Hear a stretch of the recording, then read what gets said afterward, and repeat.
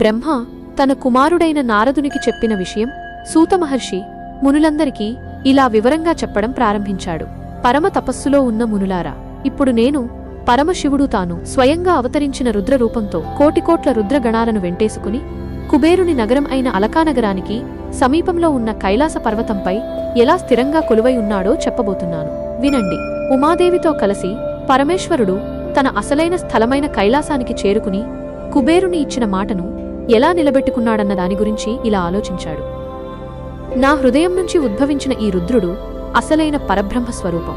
అతడు హరిబ్రహ్మ తదితర దేవతల సేవకు పాత్రుడు, నిరంజనుడు, మదభావం లేనివాడు, నా పూర్తిస్థాయి అవతార స్వరూపం.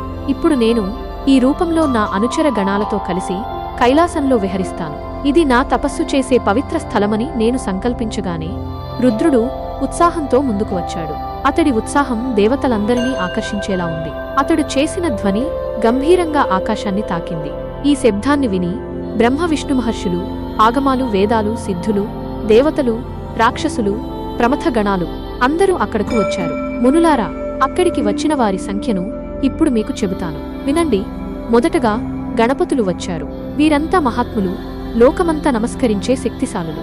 శంఖకర్ణుడనే గణాధిపతి కోటి గణాలతో అక్కడికి వచ్చాడు. కేకరాక్షుడు 10 గణాలు, వికృతుడు 8, విశాఖుడు 64, పారియాత్రకుడు 9, సర్వాంతకుడు 6, శ్రీమాన్ దుందుభుడు 8, గణశ్రేష్ఠుడైన జాలంకుడు 12, సమదుడు 7, వికృతాననుడు 7, కపాలి 5, సందారకుడు 6, కండుకుడు 1, కుండకుడు 1, విష్టంభుడు 8, చంద్రతాపసుడు 8, మహాకేశుడు 1000, కుండివాహుడు, పర్వతకుడు, కాలుడు, కాలకుడు ఇవ్వారంతా ఒక్కొక్కరు 12, మహాకాలుడు, అగ్నికుడు, సన్నాహుడు, కుముదుడివ్వారందరూ ఒక్కొక్కరు 100 మంది గణాలతో, అభిముఖుడు, ఆదిత్యమూర్ఖుడు, ధనావహుడు, ఆమోగుడు, కోకిలుడు, సుమంత్రకుడు ఇవ్వరు ఒక్కొక్కరు ఒక్కొక్కటి గణంతో అక్కడికి వచ్చారు. కాకపాదుడు, సంతానకుడు ఒక్కొక్కరు 60 గణాలతో వచ్చారు.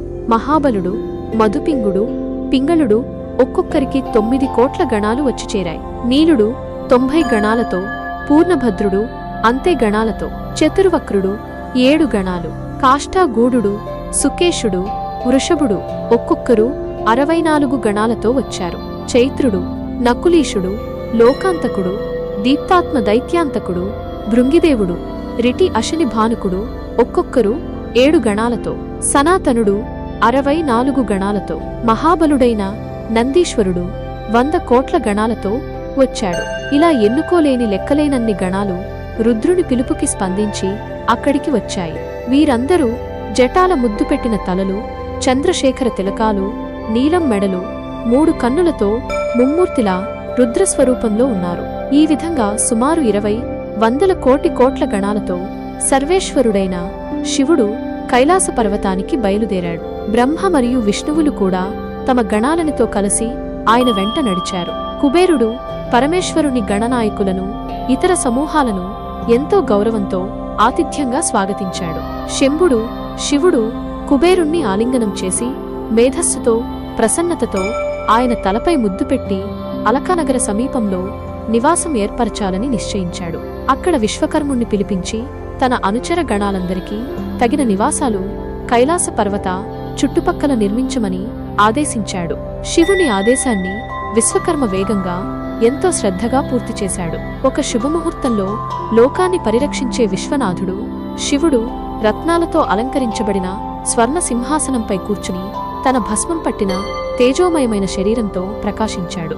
ఆ సమయంలో విష్ణువు, కమలనాభుడు, బ్రహ్మ కమలోద్భవుడు, ఇతర దేవతలు కలిసి శివుణ్ణి స్తుతిస్తూ అభిషేకం చేశాడు. వారి భక్తిని చూసిన శివుడు వారందరినీ ఆశీర్వదిస్తూ మీ కోరికలు అన్నీ నెరవేరుగాక అని దీవించి నిజస్థానాలకు వెళ్లమని అనుమతించాడు. తరువాత యోగంలో స్థిరమైన శివుడు ధ్యానంలో తలమునకై ఆత్మానందంలో లీనమై ఒంటరిగా కైలాసంలో నివసిస్తూ అనేక లీలలు ప్రదర్శించాడు. ఆ తరువాత దక్షుని కుమార్తె అయిన సతీదేవిని వివాహమాడి లోకానికి మార్గదర్శకుడై ఆడుతూ పాడుతూ తన క్రీడలను కొనసాగించాడు.